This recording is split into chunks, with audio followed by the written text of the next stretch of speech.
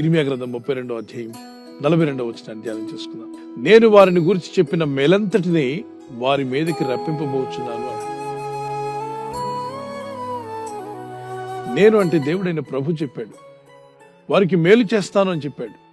దేవుడు మీ పట్ల ఎన్నో మేలు చేస్తాను వాగ్దానం చేశాడు కదా బైబిల్లో. ఆ మేలంతటిని మీ మీదకి రప్పింపబోచున్నాడని నమ్మి విశ్వాసంతో ప్రార్థించండి.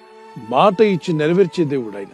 146వ కీర్తన 6-7 వచనాల్లో ఆయనకు అసాధ్యమైందంటూ ఏది లేదని ఇర్మీయా గ్రంథం 32:27 వచనం మాట్లాడుతుంది.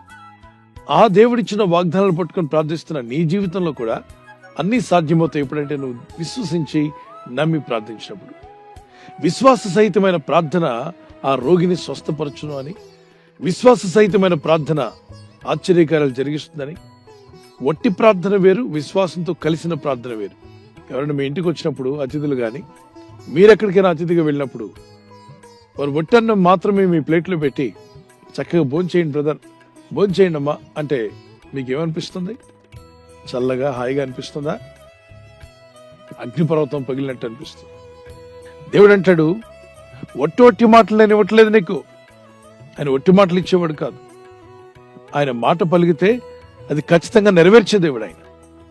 వేసవి కాలంలో పొలాలు వెంట వెళ్తున్నప్పుడు పొలాలన్నీ ఎండిపోయి ఉంటాయి, ఎక్కడ పచ్చదనం అంటూ కనిపించదు. కానీ దేవుడు తన వర్షాన్ని పంపించినప్పుడు వర్షం వచ్చి అలా పడిపోట్లా ఎండిపోయిన ఆ ప్రాంతం అంతా పొలాలని పచ్చగా మొక్కలు మొలిసేలాగా ఎంతో సహకరిస్తున్నాయి. పచ్చగా నీ జీవితం చిగురించే రోజు రాబోతుంది. ఈ వాగ్దానాలు ఊరికే వచ్చి వెళ్ళిపోయేవి కావు. నీవు విశ్వాసంతో నమ్మి ప్రార్థించగలిగితే దేవుని వాక్యం అనే వాగ్దానాలు మీ ఎద్దుకు వస్తున్నాయి. వాటిని ఫలింపజేయడానికి ప్రభు సిద్ధంగా ఉన్నాడు. అయితే దేవుని వాక్యముతో నీ విశ్వాసం కలవాలి, మీ ప్రార్థనతో విశ్వాసం కలవాలి. విశ్వాసంతో నువ్వు చేసే ప్రార్థన ఫలిస్తుంది.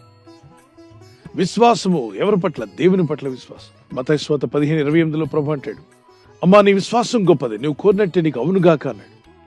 మీ విశ్వాసం గొప్పది నా కుమారుడా, నీవు కోరినట్టే నీకు అవునుగాక అని ప్రభు పలికితే ఎగ్జాక్ట్ గా ఆ కార్యాలు జరుగుతాయి. నువ్వు స్టూడెంట్ అయినా, పెద్దలైనా, తల్లులైనా, తండ్రులైనా, మధ్య వయస్సుకులైనా ఏ ప్రయత్నం చేస్తున్నావో నాకైతే తెలియదు, దేవునికి సమస్తం తెలుసు. ప్రభు నీవు నాకు చేస్తాన్న మేళ్ళన్నీ కూడా నా మీదకి రప్పించు నాయన, పంపుతానన్నావుగా తండ్రి అని ప్రార్థన చేయి. విశ్వాసంతో ప్రార్థిస్తుండగానే ప్రభు నీకు చేస్తానని చెప్పిన మేలు నీ కుటుంబం పట్ల, నీ జీవితం పట్ల అవి నెరవేర్చబడును గాక. ఆయన పరిశుద్ధ గ్రంథంలో ఏ మేళ్ళైతే మీ మీదకి పంపాలని వాగ్దానం చేశాడు, ఆ మేలులు మీ మీదకి, మీ కుటుంబం మీదకి ప్రభు పంపబోతున్నాడు. విశ్వాసంతో నమ్మి ప్రార్థించండి. ప్రార్థన చేసుకుందాం. మీరు చేసిన వాగ్దానం ఇర్మీయా గ్రంథంలో మేము తీసుకుని ప్రార్థిస్తున్నాం. నీకు అసాధ్యమైందంటూ ఏది లేదు. నువ్వు మాట తప్పని దేవుడు, నమ్మదగిన దేవుడు నాయన. నీ నామలో ఎవరైతే ప్రార్థన చేస్తున్నారో ఈ వాగ్దానం విని ప్రపంచంలో ఏ పరిస్థితుల్లో వారున్నా ఆ మేలంతటిని కూడా మీరు వారి మీదకి పంపబోతున్నారు. పరిశుద్ధ లేఖనాల్లో మీరు చెప్పిన అనేక మేలులు ఉన్నాయి తండ్రి. నిన్ను స్వస్థపరిచే యెహోవాని నేనే అన్నావు. మా రోగములను తొలగించేవాడు నీవే. నిన్ను అభివృద్ధి పరుస్తానని వాగ్దానం చేశావు.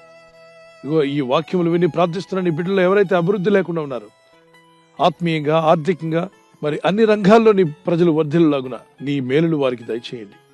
వారి పిల్లలకు ఉపదేశం చేస్తానని వాగ్దానం చేశాం. మా పిల్లలకు మీరే ఉపదేశకులుగా ఉండి ఏ మార్గం ఎంచుకోవాలో, ఎలాంటి సబ్జెక్టులు ఎంచుకోవాలో, ఏ విధంగా చదివి సాధించాలో ఆ జ్ఞానాన్ని వారికి దయచేయండి. వారి బిడ్డల వివాహాల విషయాల్లో, యవనస్తులైతే వారి యొక్క భవిష్యత్తు విషయంలో కూడా, అది ఉద్యోగమైన, వివాహమైన, గర్భఫలమైన, విదేశాలు వెళ్ళి పనిచేసుకోవాలనుకున్న వారైనా, స్వదేశంలో పనిచేస్తున్న వారైనా, నీ ప్రజలు ఫలించాలని ఆశిస్తూ ఉన్నారు తండ్రి. మీరు ఏ మేలైతే పంపిస్తానని వాగ్దానం చేశారో ఆ మేలంతటిని మా మీదకు పంపబోతున్నందుకు స్తోత్రాలు చెల్లిస్తున్నారు. వారి ఉద్యోగము, ప్రమోషన్, ట్రాన్స్ఫర్ విషయంలో కూడా మేలులు కలుగునుగాక. సాతాను బంధకాల్లో గాని, వ్యాధి రోగ బలహీనతల్లో గాని, ఆర్థిక ఇబ్బందుల్లో గాని, శత్రువుల వల్ల గాని, బంధకాల్లో, ఇబ్బందుల్లో, భయంతో ఉన్న వారికి విడుదల ప్రకటిస్తున్నాను. యేసు నామములో విడుదల వచ్చునుగాక. మా ఆత్మీయ యాత్రలో అనుదినము నీ కృపను, నీ దయను తలంచుకుంటూ నిన్ను స్తుతిస్తూ జీవించే కృపను మాకు దయచేయండి.